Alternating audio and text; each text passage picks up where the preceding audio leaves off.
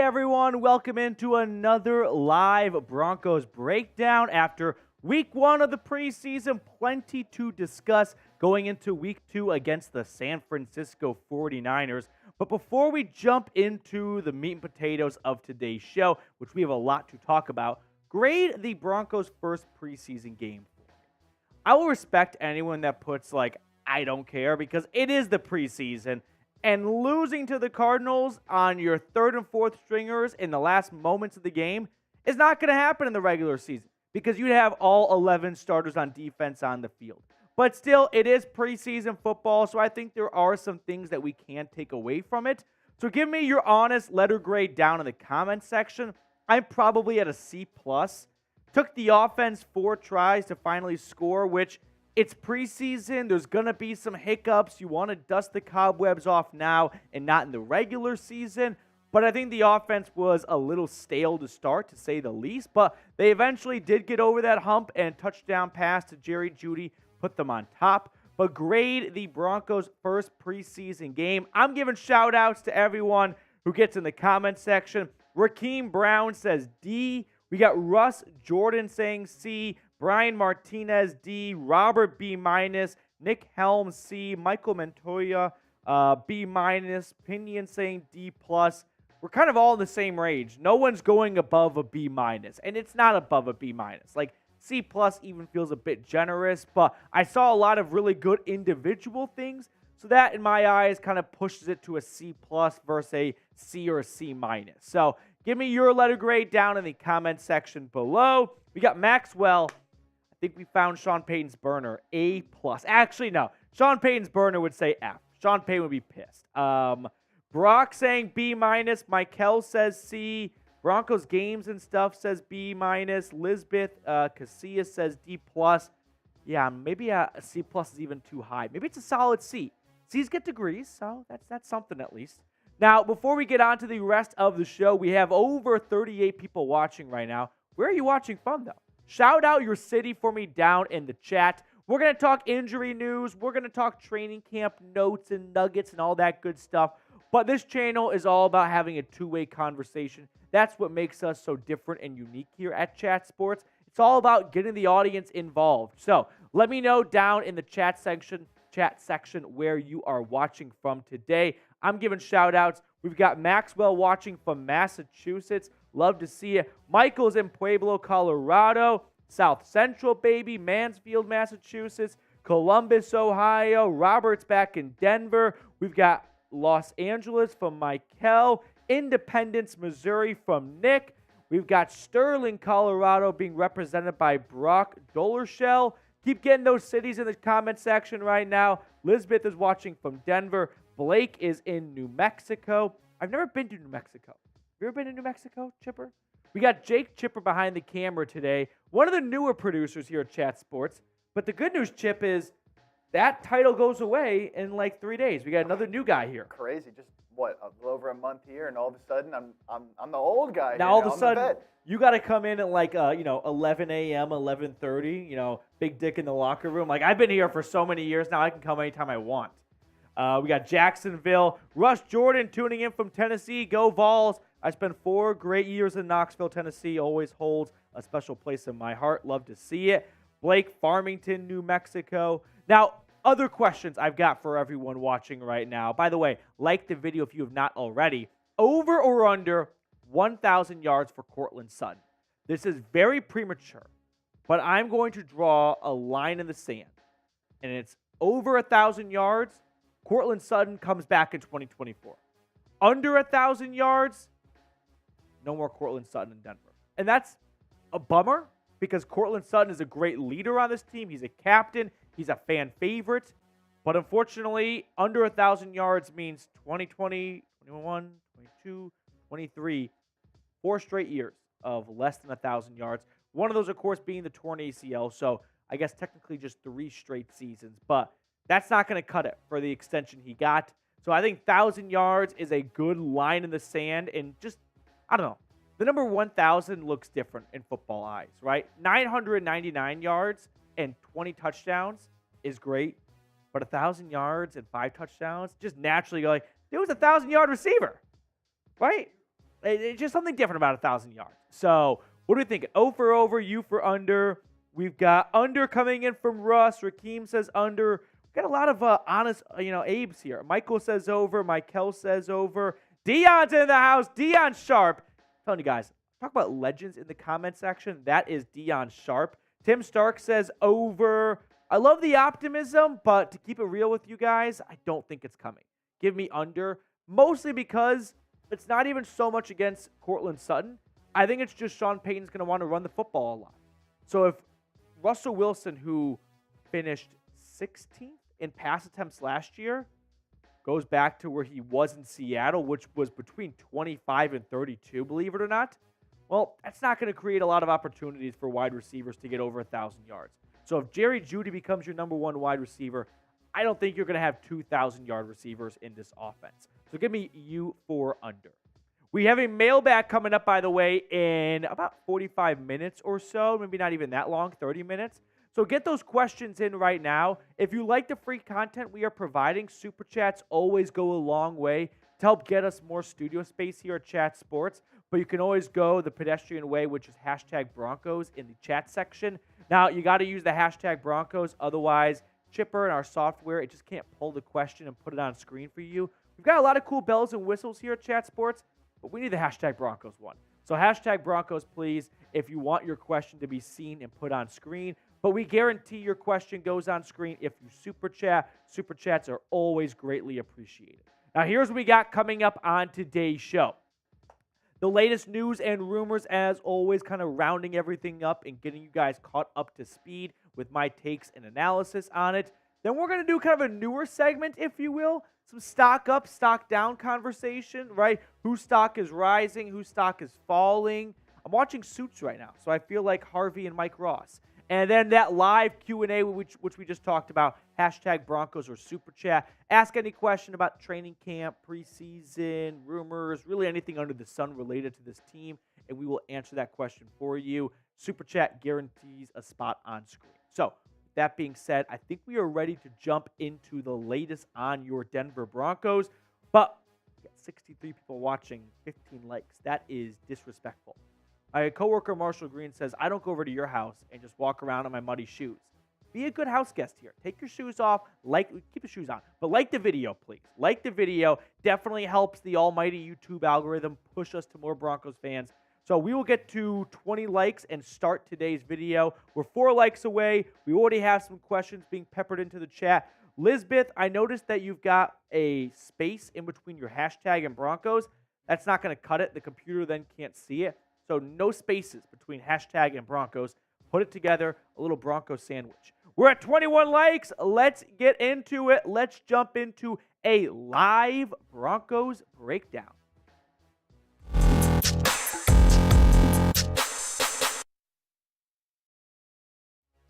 Coming up on today's show, we have some roster moves to break down for you guys. Plus, is the kicker battle over?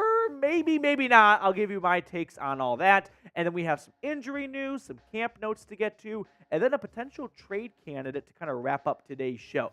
But let's get started with some very good and encouraging news that I want you all to see, and that is this. Mike Kliss tweeting out, Sean Payton confirmed running back Javonte Williams will play in preseason games Saturday at San Francisco 49ers, and this is just awesome to see.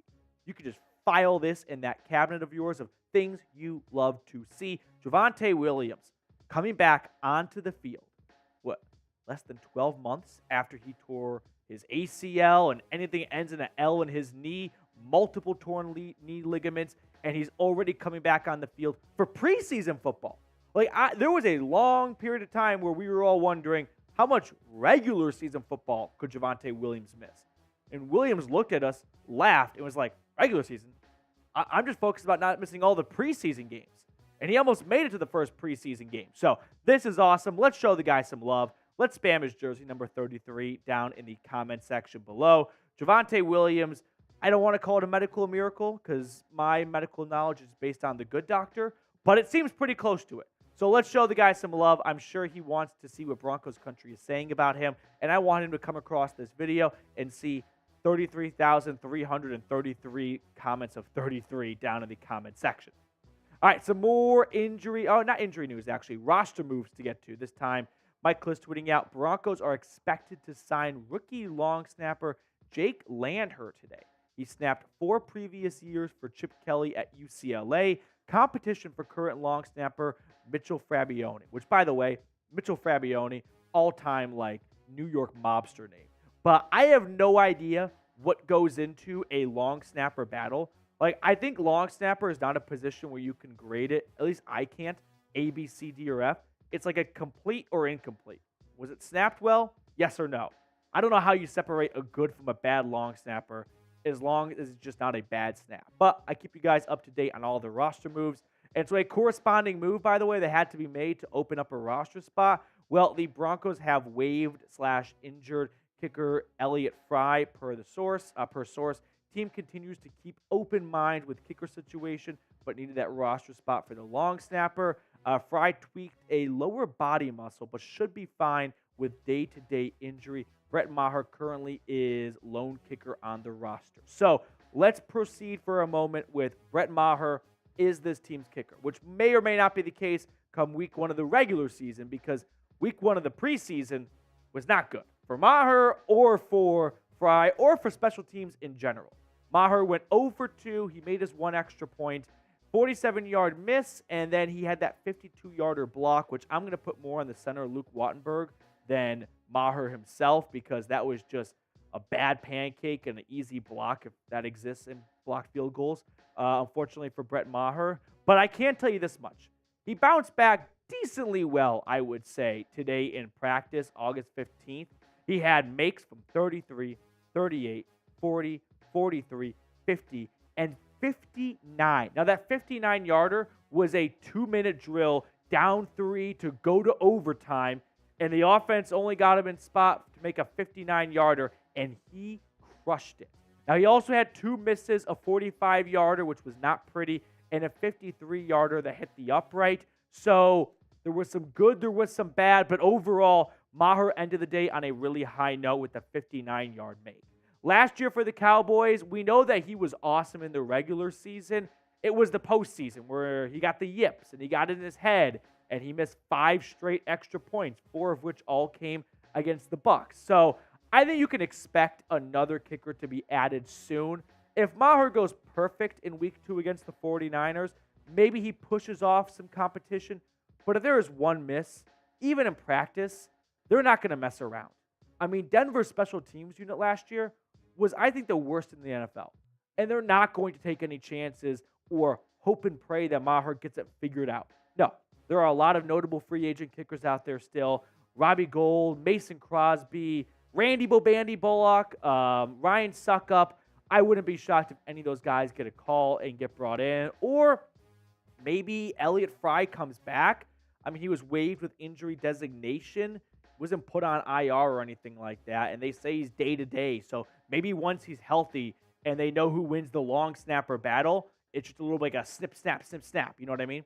So with that being said, make sure you join the channel, by the way, because we are going to get you guys the latest roster news, free content 24/7, the latest news and rumors. And we're also closing in on 15,000 subscribers. We are over halfway there. So help us get that final push, get us to 14,600, and from there, the road to 15,000 for free daily content.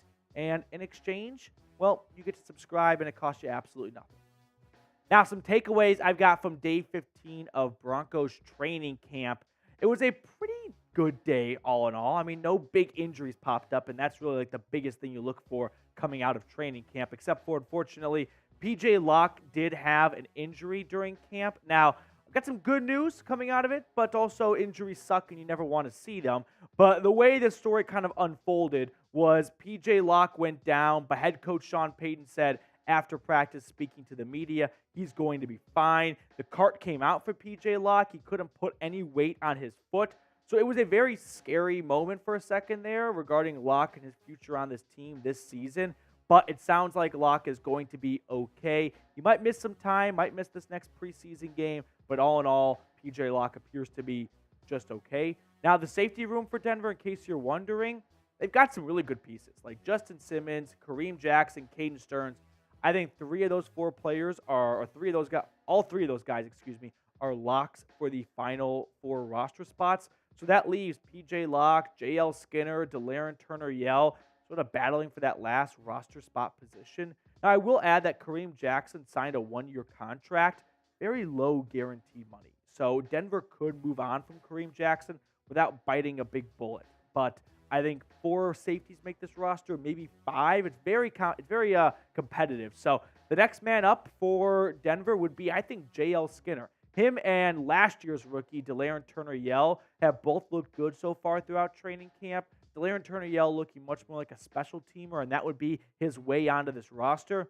But JL Skinner, the guy just lays the hammer. 6th-round pick out of Boise State.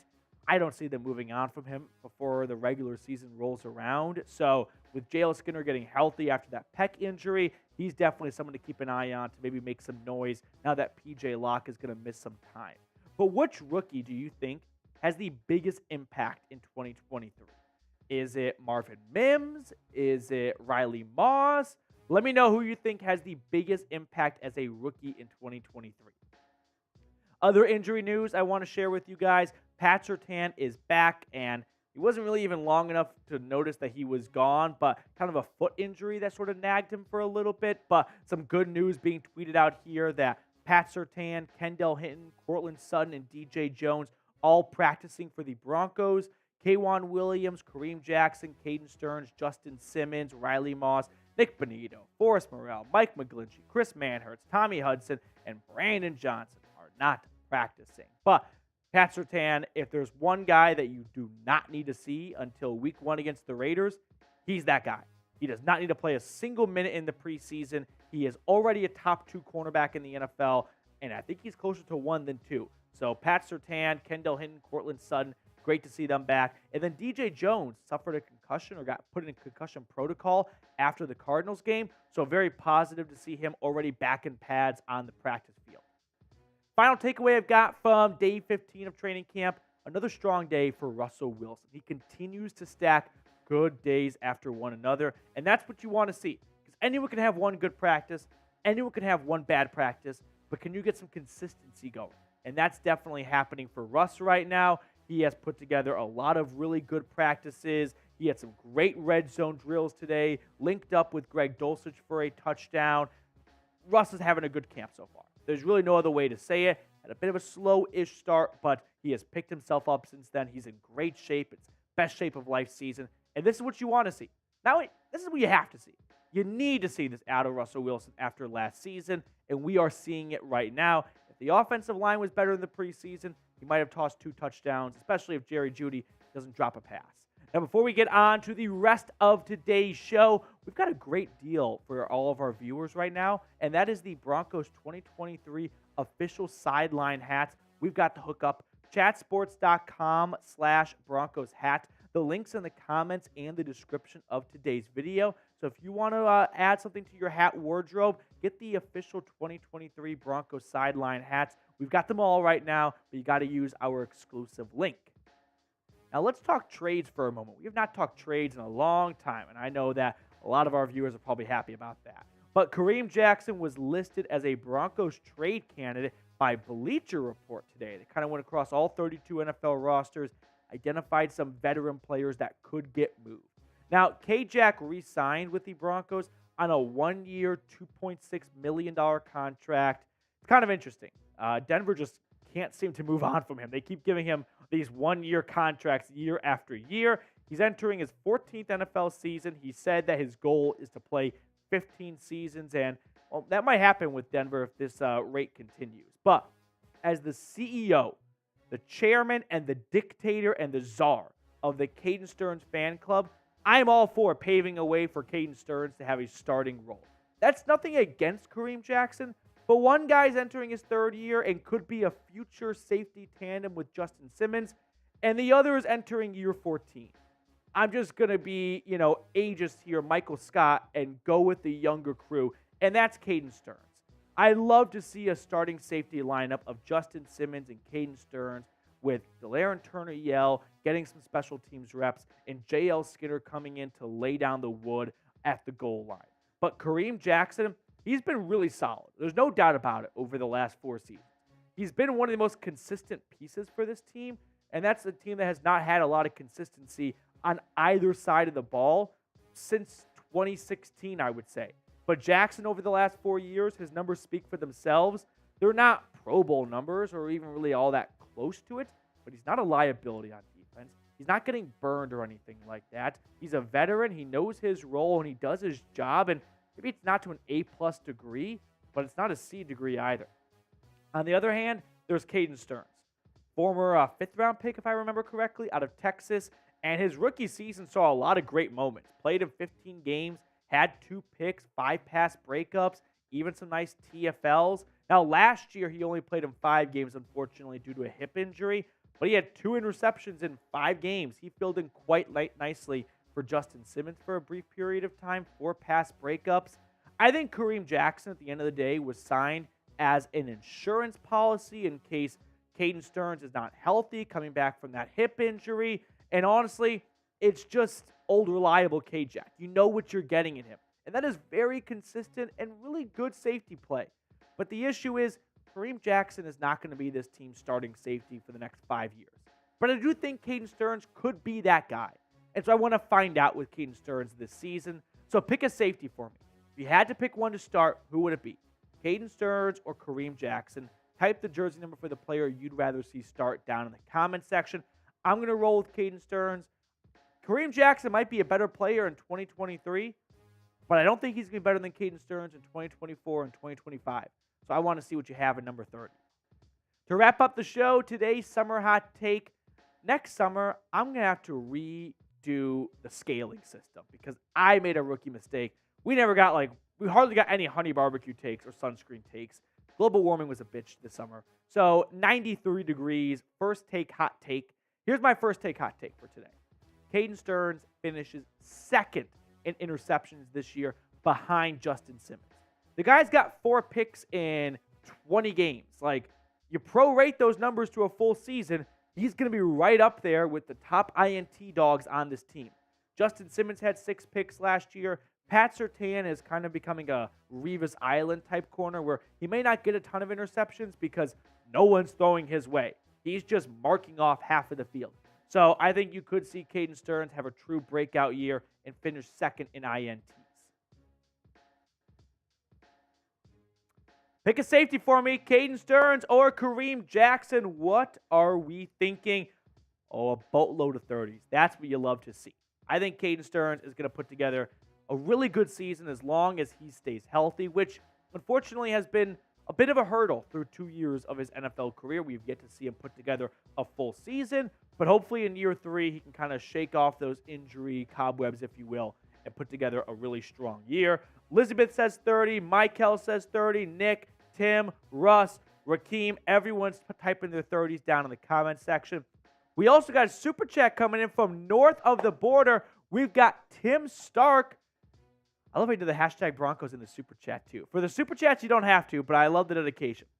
You have the Broncos finishing 9-8 or 10-7 this season. Which teams do you have them losing the 7 to 8 games to? Tim, that's a very good question. Let me get the schedule right in front of me.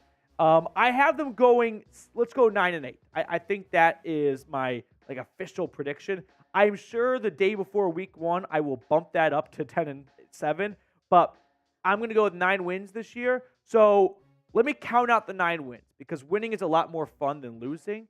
But let's kind of go through the schedule. I like to break up schedule predictions into groups of 4, right? Because you could move around the wins or losses, but in that 4-game stretch, I have them going either 4-0, 3-1, 2-2, etc. So the first 4 games: Raiders, Commanders, Dolphins, Bears.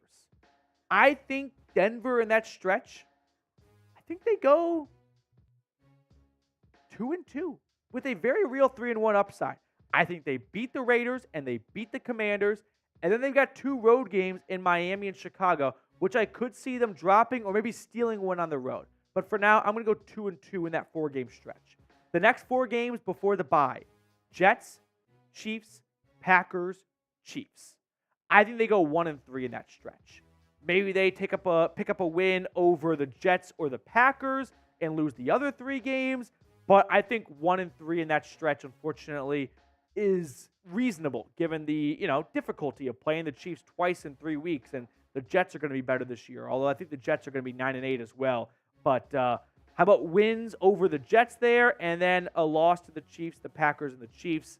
I think they beat New York. Maybe they beat Green Bay too, but for now I'll go 1-3 in that stretch. So how many wins do they have? I'm at 3 wins right now. Yeah, 2-2, and then 1. So I'm at 3 wins coming out of the bye. Bills, Vikings, Browns, Texans. I think they go 2-2 in that stretch. I think you drop a game in Buffalo and to the Vikings or the Browns, but you pick up a win against the Texans and a win against the Vikings or the Browns. So 2-2 in that stretch. I'm at 5 wins right now. Going into the last 5 games of the season, I've got the Chargers, Lions, Patriots, Chargers, Raiders. I guess I have 4-1. Maybe that 1-3 stretch I make 2-2. Maybe they beat the Packers and the Jets. But wins over Chargers, Lions, Patriots, Raiders, and the year winning 4 out of 5. Tim, I know I didn't really answer your question verbatim, but I just don't like predicting wins out in December like it's no big deal. I like to look blocks of the schedule and hand out wins. So that kind of gets me to about 9 wins right there with different stretches in that schedule. Hopefully I at least somewhat answer your question. But if I had to give you an absolute lock for Denver to win this year and a lock for them to win, gun to my head, no doubt about it, I think the Vikings on Sunday Night Football. Kirk Cousins on the road. Yeah, that's a win. There's just no way. No way. And a loss, I'll go at Miami. Miami's going to be good this year. And first road game of the season, it's hot down in Miami in September. It'll be an adjustment for the Broncos. I think that's going to be a very tough road game. Okay, so, Tim, I have them beating the Pack and KC in that stretch, and one win over KC, and we're on the same page. All right, so more or less we see the same eye to eye right there. But that's my very premature 2023 schedule prediction. Okay. Now, if you want to get us on screen like Tim Stark did, Super Chat, we'll throw it on screen for everyone to see. Are we ready to jump into our second portion of today's show? So today's segment, if you will, after the news and rumors, is looking at some stocks up and down going into week 2 of the preseason. Thumbs up from Big Ol' Chipper. Thumbs up. Okay, let's do this thing. Let's talk stocks. I'm talking stock up and stock down for Denver. Going into week 2 of the preseason, which player stocks are going up and which player stocks are going down. So, with that being said, my first stock up player, I'm going with Russell Wilson. I think Russell Wilson has put together a very strong couple of weeks now in training camp. He continues to stack good practice after good practice. Now, the first preseason game had some mixed reviews. If you just go box score hunting, it's not good and it's not bad, right? When you look at his stats against the Cardinals, completed a little over 50% of his passes, 93 yards, 1 touchdown, no interceptions. But he was also pressured 64% of the time. Think about that.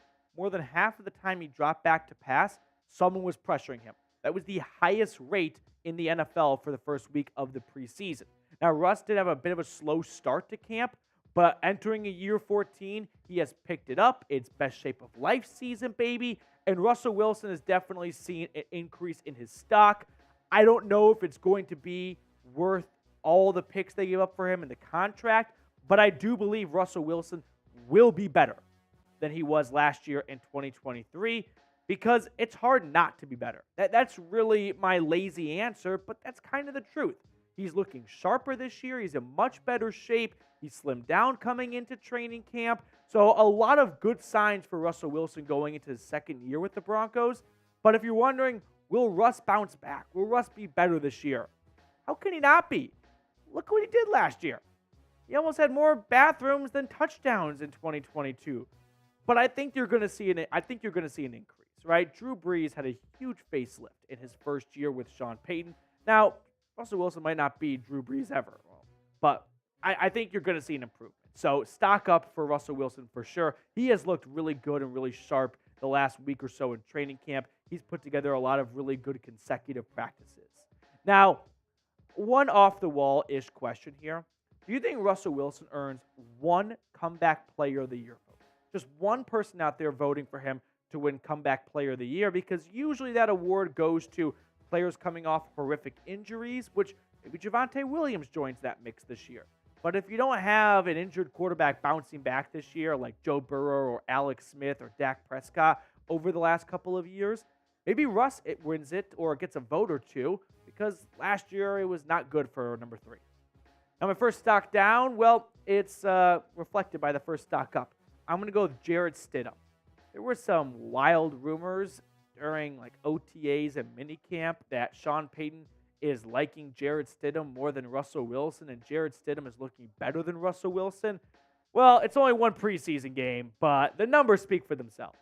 5 for 15, 50 yards, and 1 touchdown. I don't think Jarrett Stidham is stealing Russell Wilson's job, so I'll keep this one nice and short. Jarrett Stidham is looking like a backup. And honestly, Denver might have a problem on their hands. If Ben DiNucci keeps playing well, are they going to have a $10 million third-string quarterback? That'll be interesting. Next stock up candidate, I'm going to go with Courtland Sutton.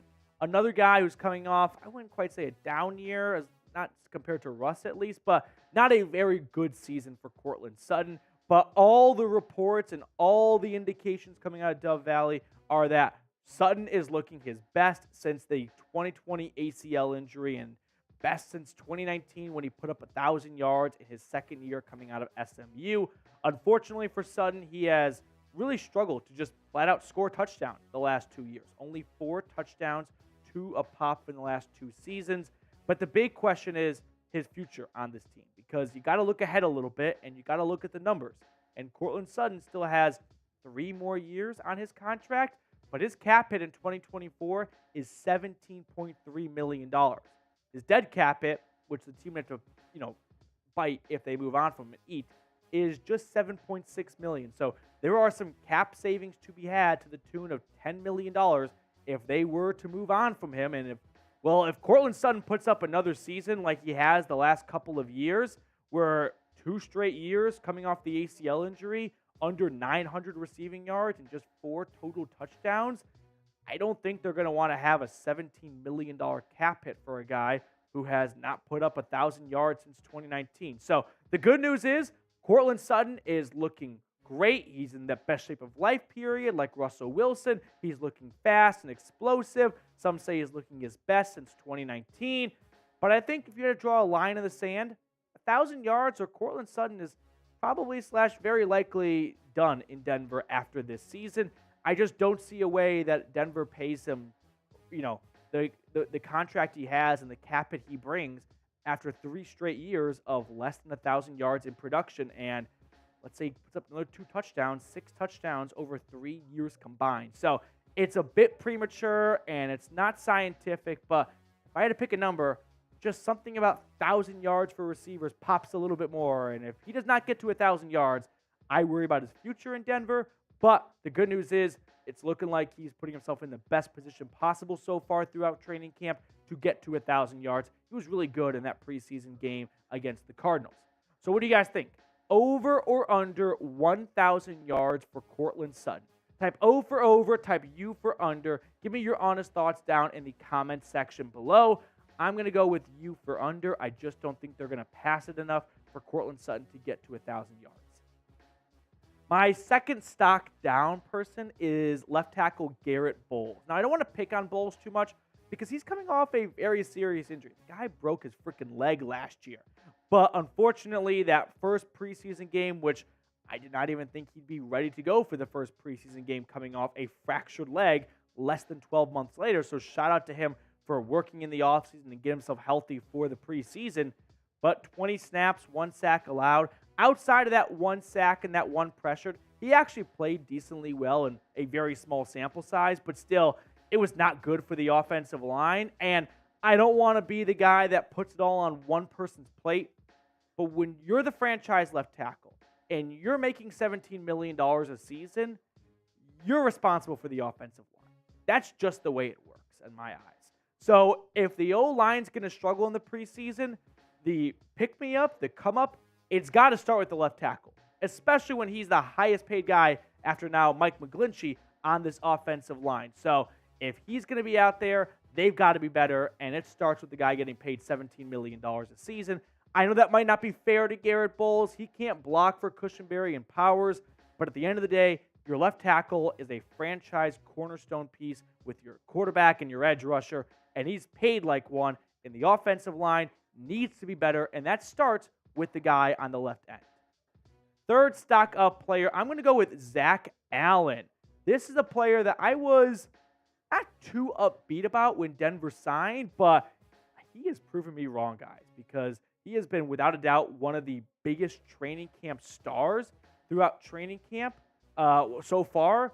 He signed that 3-year, $45.7 million contract after Draymond Jones went to Seattle, so that basically will officially close the book on Draymond Jones coming back, so Zach Allen would be the new guy. And so far in his NFL career through 4 years down in the desert, just 11.5 sacks in 45 games. But last year he put up some really good numbers. Unfortunately, a hand injury cut his season short, but he had a 10-week stretch where he had 5.5 sacks and a whole boatload of pressures. So the gamble is, if you take that 10-week stretch from last year and stretch it out over a 17-game season, those 5.5 sacks could balloon up to 9 to 10 to 11 sacks, and that would be worth 3 years, $45 million. Now, the defensive line for Denver with Zach Allen on it is still not where I want it to be. DJ Jones is looking like a good run stopper. I don't know if he's worth the free agency contract the Broncos gave him from San Francisco, but outside of Allen, you just don't have any pieces there that really intimidate me all that much. Like DJ Jones would definitely, they'd all intimidate me in person, but I'm not an offensive lineman in the NFL. So you got to get a little bit better up front. But Zach Allen, no doubt about it, has been one of the stars of training camp. I had my reservations around this signing, but Allen has been a stud so far. He has been a disruptive player. He has been a menace. He has been the guy that forces the offense to huddle up, get chewed out by their coach, go back to the line of scrimmage, and once again, Zach Allen blows up the play, disrupts the drill. And sure, you don't want that from the offensive side, standpoint, but from a team standpoint, that's great to see. So if you're looking for an under-the-radar guy for 2023, Zach Allen might be your guy. Now, who do you think leads this team in sacks? I'm still going to go with Frank Clark.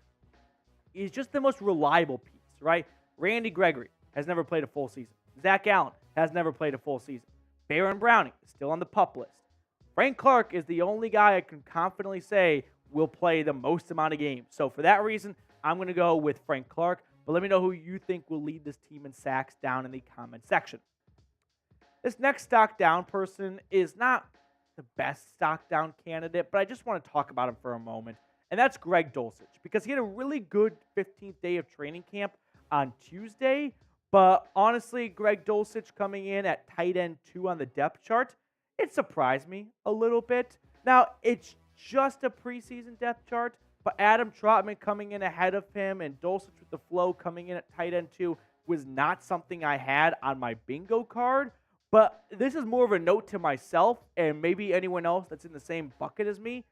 Don't overreact to preseason depth charts. It's just preseason. You're not going to see a lot of the younger guys move up the depth chart all that much. But this is more of a note to me, note to self.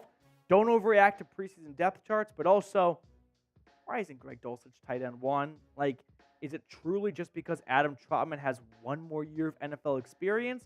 Or is it because Adam Trotman has looked better so far in camp and Dulcich isn't going to be this breakout star we all want him to be? And he had some great games last year. No doubt about it. Love that Chargers debut. But I'm going to pump the brakes on just runaway breakout candidate Greg Dulcich. No doubt about it. Before we get on to the rest of my stock up and stock down candidates, our sportsbook partner, BetUS, well, they're back for another season. And Broncos Country, we've got an awesome deal for you. Go to chatsports.com/bet. Promo code Broncos125. When you put that in, they give you a 125% deposit bonus. So in layman's terms, if you deposit $100, they match that $100 and then give you an additional $25. So you have $225 to play with when you go to chatsports.com/bet. Promo code Broncos125. Fourth and final stock up player so far is defensive end, outside linebacker, Nick Bonitto. So, former second-round pick, thanks to the LA Rams and the Von Miller trade. He has been noticeably more impactful, better, just bigger and stronger and faster, all the cliches you want this year in training camp.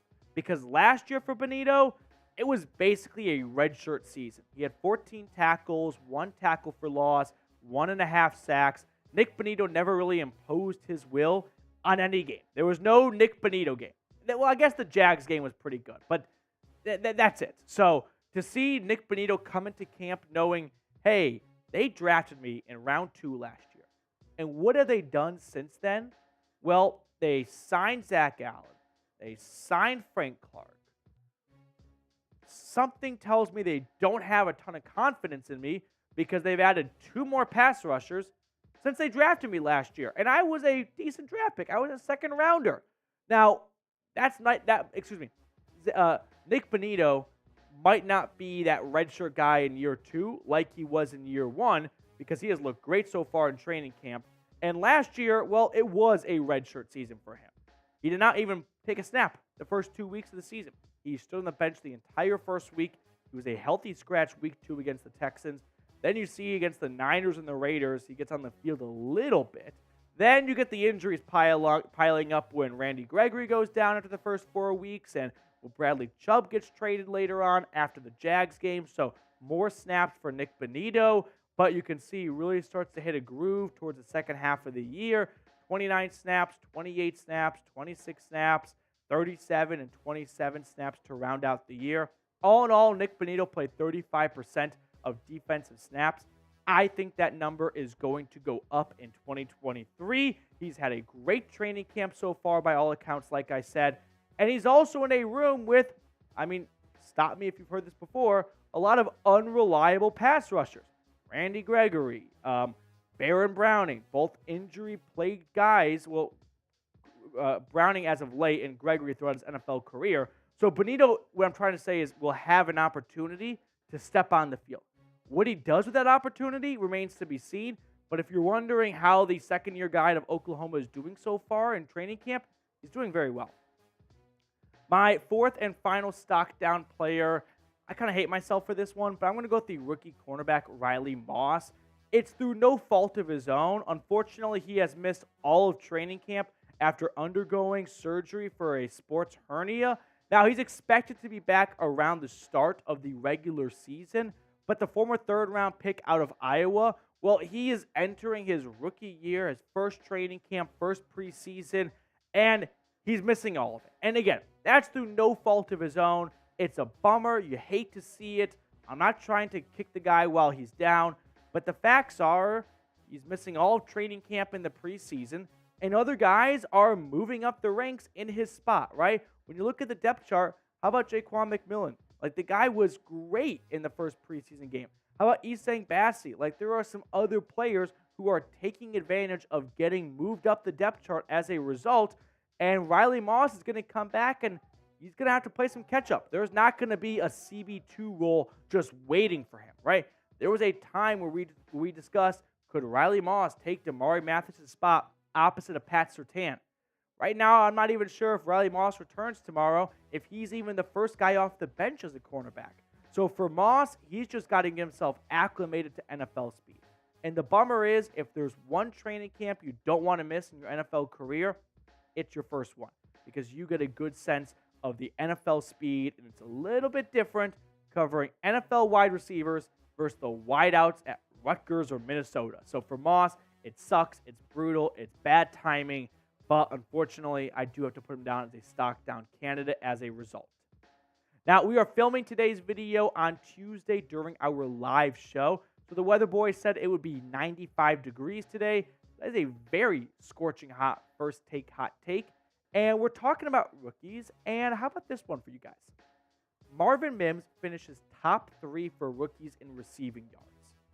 you haven't seen a ton of Marvin Mims, and I kind of like that because sometimes I feel like if a rookie balls out too much in training camp and preseason, it becomes a known subject, and then they just can't match the hype in the regular season.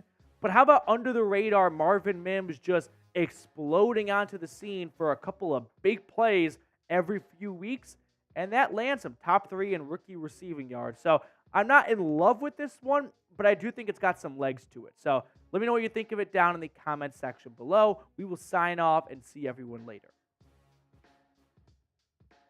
Who leads this team in sacks? Let me know down in the comment section. Do we have a Seahawks fan in the chat right now? Out of the corner of my eye, I thought I saw one. There it is. You lost by worst team. Okay, you lost by not speaking coherent English in that sentence right there, Seahawks. So we're just going to stop right there. Had a good conversation. Not really. All right. Who do we think leads this team in sacks? Michael is typing 55 for Frank Clark. Michael Arrington is typing Frank Clark as well. I'm going to go with Frank Clark. I think he's just going to play the most amount of football, and that's going to get him towards the top of the sack leaderboard. By the way, over 120 people watching right now, 53 likes. Friendly reminder, if you have not liked the video, go ahead and do so. Now, we do have a mailbag coming up here, so we're going to answer some questions you guys have. If you want to guarantee a question on screen, super chat, and we'll throw it on screen for everyone to see. Tim Stark with the first question here. Does the Dalvin Cook signing worry you? No. Are you asking this through the lens of Dalvin Cook playing against the Broncos week 5? Not particularly. One, I'm not big on Dalvin Cook this year. If you want someone to zig while everyone else is zagging or whatever, I don't think Dalvin Cook's going to be the player we all remember him in the last few years in Minnesota, in New York. The guy led the NFL in rushes of 1 yard or less last year. I think he's getting burned out. So for that reason, I'm not worried about Dalvin Cook at all. I'm sure I will eat those words in a few weeks, but that's my honest opinion. Broncos games and stuff. What rounds would you draft the Broncos offensive starters for fantasy? All right, let's go kind of top to bottom. Quarterback, Russell Wilson, round 12, round 11. That kind of seems fair. 10 to 12. Running back, Javonte Williams. I think there's going to be more of a committee approach. Sean Payton has never had a running back that's just been a bell cow back. Alvin Kamara's kind of become that lately, but before that, you had a lot of sharing in the backfield with Mark Ingram and some other running backs. So I would take Javonte Williams no earlier than round 6. I think Williams is going round 7 to 9, and that seems appropriate. Jerry Jeudy, round 5. Cortland Sutton, round 8. Dulcich, round 11 or 12. So hopefully that answers your question. Michael Montoya, who are we looking at for kicker in the market right now? Sean Payton said no one. He said they're going to stand by Brett Maher for the time being. There could be a change in the future. He said they'll take it day by day, but do not expect a signing tonight or tomorrow morning. My guess is they trot out Brett Maher for the preseason game against the Niners. If it goes well, they continue to roll with him. If it doesn't go well, there is a kicker in Denver on Monday morning. So that is, I think, the plan of attack for the kicker position. Rakeem Brown, what's going on, dude? Ben DiNucci been looking pretty decent with third stringers. Do you agree? Should easily take over the backup role. Well, really quickly, we have plenty of time to do a quick Q&A. So if you have any questions, hashtag Broncos, or you can super chat. Guarantees a spot on screen. So get your questions in the chat right now, hashtag Broncos. But I think that Ben DiNucci might be a better quarterback than Jarrett Stidham. I don't think that's all that crazy of a take. They were both just backup quarterbacks not too long ago in the NFL. Jarrett Stidham got an opportunity with the Raiders to start because they wanted to close the book on the Derek Carr chapter, and he had some good plays starting for the Raiders. But, yeah, I don't think Jarrett Stidham is supposed to be head and shoulders above DiNucci. The only thing that's head and shoulders above DiNucci is Jarrett Stidham's contract, which is 2 years, $10 million. Paying a backup $5 million that isn't a coveted backup like Andy Dalton, for example, seems a bit rich for me. So I do believe that DiNucci could take that job over. I don't know if Denver wants to put a $10 million, $5 million quarterback as the third stringer. But if DiNucci keeps outplaying him in the preseason, which those two guys are going to play a lot in the preseason, yeah, I could see him taking over that backup role if something were to happen to Russ. Lisbeth Casillas, what's going on? Is Javonte Williams 1,000 yards? Is he going to have 1,000 yards this year? He had 903 yards his rookie season, splitting carries with Melvin Gordon. So, NFL running backs coming off major knee injuries, historically, no surprise, have not done well. J.K. Dobbins is an example. Saquon Barkley is an example. Gus Edwards is another guy like that. But then you get your Adrian Peterson, your Jamal Charleses of the world. The fact that Javonte Williams is already back from this injury tells me he is just cut from a different cloth. And he might be a 1,000-yard rusher, excuse me. I don't think it's going to happen. I think you're going to get a lot of Samaje Perine this year. And it's just not going to be a bell cow back situation for Williams to get to 1,000 yards. And I think they're going to be a bit cautious in the first, month of the year with that knee injury. So I'll go with no, but I really want to say yes. But I can't quite get there.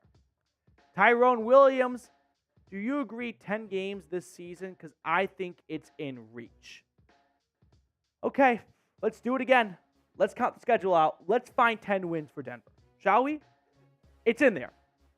Again, the NFL is a parity league. There are always upsets, and it might sound crazy to call them out in August, but they always happen. Let's dive in. 10 wins. The count to 10. Raiders week 1. Has to happen. Commanders at home. Has to happen. Bears and Dolphins on the road. Split one of those. Right? Whether it's in Chicago or in Miami, find a way to win one of those games. Then you have the Jets, Chiefs, Packers, Chiefs. 4-game stretch. If you want 10 wins, you got to go 2-2 there. Right? You got to beat the Jets and beat the Packers, or split it with the Chiefs and pick up your first win in who knows how long.